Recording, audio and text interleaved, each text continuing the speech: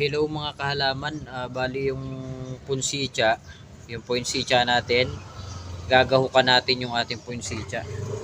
Ayan, gagahukan. Dito yung poinsettia natin. Oh. Kailangan naman talaga yung ganito, ginagahok, binubungkal. Kailangan talaga to, ginagahukan to, yung poinsettia na to. Kahit aling halaman dapat kahit papaano nagagawok natin para kahit papaano yung ugat, yung stem niya nakakasingaw dito sa ibabaw, sa taas, hindi nandun, lalo na yung mga nasa paso. Yung mga nasa paso kailangan talaga nagagawakan yan para at least nakakahinga yung mga ugat,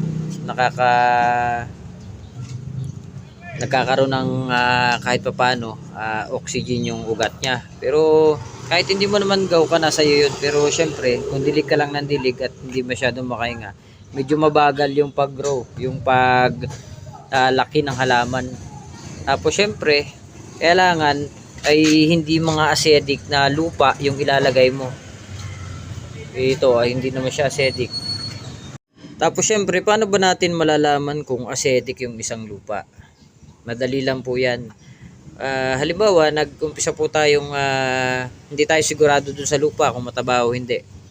Taniman nyo po muna kahit yung ano lang, yung mabibilis bumuhay, pechay o mustasa. Ngayon, kapag hindi po siya nabuhay, maaari po na acidic talaga yung lupa. Tapos paano po ba natin patatabayin yung lupa na in case na acidic yung lupa, wala tayong ibang kukunan, yun lang talaga yung lupa.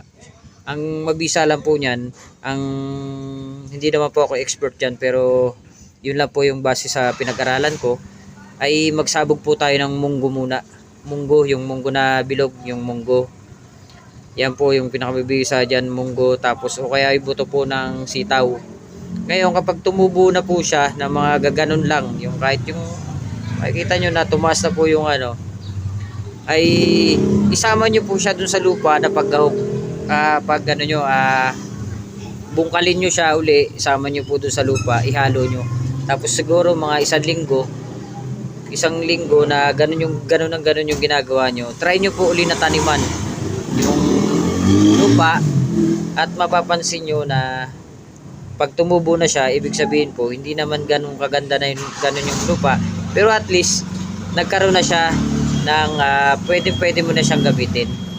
Pwede nyo siyang taniman kapag ganun po na tumubo na yung lupa. Ganun nga lang po, pag acidic yung lupa, yun po muna yung munggo o kaya yung buto ng sitaw. Tapos pagka tumubo na po siya, nasa medyo second stage na, ihahalo nyo siya sa lupa, durugin nyo. Tapos mga isang linggo na ganun po yung gagawin nyo. Try nyo po ulit taniman hanggang sa tumubo yung itinanim nyo na pechay. Magsimula po kayo sa pechay o kayo sa mustasa. Pag tumubo po yan doon, ibig sabihin po yung lupa nyo ay goods na, hindi na siya acidic at pwede. Pero bihira naman po mangyari yung lupa na acidic.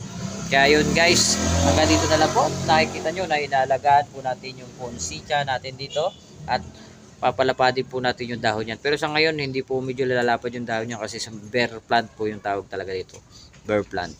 Pero syempre, alagaan po natin at huwag nating kailangan, huwag lang sobra sa araw. Kaya hanggang dito na lang po mga kahalaman, and follow for more.